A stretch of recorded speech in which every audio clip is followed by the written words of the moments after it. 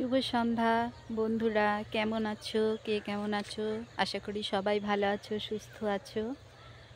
আজ একটি ছোট্ট ভিডিও নিয়ে আসলাম, খুব বেশি সময় নেব না। শুভ সন্ধ্যা কথাটি বললে আমরা সন্ধ্যাবেলায় যে প্রদীপ জ্বালি সেই কথাটার কথা মনে ওঠে। সন্ধ্যার প্রদীপের মতো প্রদীপে আমরা কি করি? তেল দিয়ে প্রদীপটা জ্বালাই। কিন্তু কিছু কিছু সম্পর্ক আছে এই প্রদীপের তেলের মতো। প্রদীপের তেল শেষ তো সম্পর্ক শেষ। সত্যি কিন্তু আমরা এমন কোনো সম্পর্ক চাই না যে প্রদীপের তেলের মতো হয়ে যাক।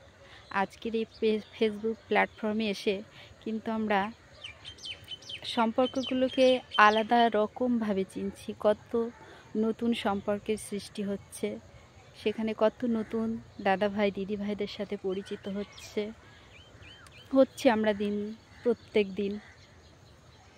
তাই আমরা এই দিনগুলোকে খুব আনন্দের সাথে কাটাচ্ছি। আমার প্রচুর বন্ধু দিদি ভাই হয়েছে এখান থেকে। আপনাদের কি এমন কেউ হয়েছে? বন্ধু বান্ধব থাকলে বলবেন। আমার তো প্রচুর বন্ধু দিদি ভাই দাদা ভাইয়ের সঙ্গে পরিচিত হয়েছি।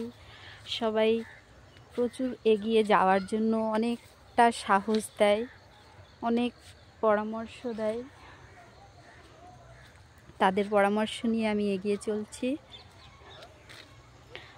আর এটা লং ভিডিও হয়ে যাচ্ছে, তাও করছি। সারাদিন কাজের আমার মতো বেকার প্রচুর মেয়ে আছে যারা এই ফেসবুক প্ল্যাটফর্মে এসে কাজ করার চেষ্টা করছে। তাদেরকে উৎসাহ দেওয়ার জন্য প্রচুর মানুষ এখানে উপস্থিত হয়। আমিও তাদের দলে একজন। আমিও বলবো, ফেসবুকে সবাই এসে একে অপরের সাথে বন্ধু করে নাও, কাজ করো, খুব সুস্থ সুন্দরভাবে সম্পর্কগুলোকে জিইয়ে রাখো। প্রদীপের তেলের মতো নয়। ঠিক যেমন কি বলবো, সূর্যের আলো আর পৃথিবীর সম্পর্ক হয় চিরন্তন, ঠিক তেমন সব সম্পর্কগুলো জিইয়ে থাকুক, জেগে থাকুক, ভালোবাসার বন্ধন সৃষ্টি হোক। সবাই একে অপরের হাত ধরে চলুক, এটুকুই বলবো।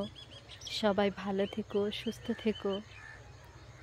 আর কোনো সমস্যা হলে আমাদের তো ফেসবুকে যারা লাইভ করে সেই লাইভে যুক্ত হতেই পারি।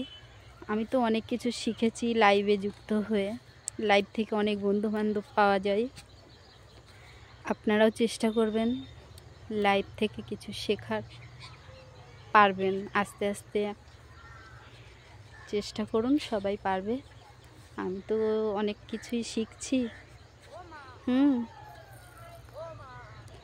আচ্ছা, আজকের মতো রাখলাম।